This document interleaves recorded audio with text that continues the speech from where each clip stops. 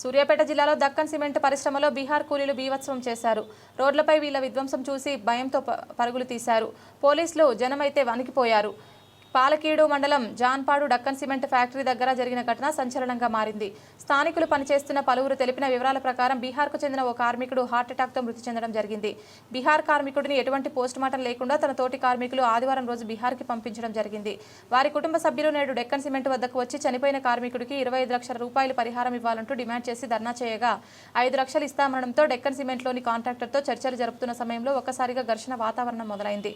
కార్మికులు అద్దాలు పగలగొట్టి హంగామా సృష్టించారు. పోలీసులకు బీహార్ కార్మికులకు మధ్య వాదోపవాదాలు తీవ్ర స్థాయిలో పెరగడంతో ఒక్కసారిగా ఆగ్రహించిన కార్మికులు పోలీసులపై కూడా దాడి చేశారు.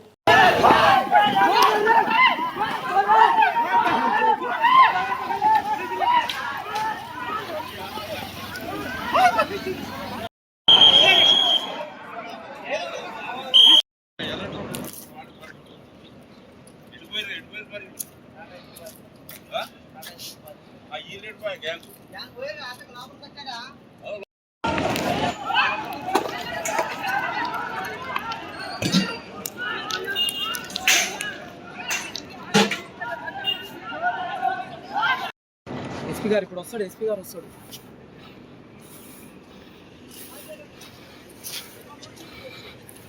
గొడవ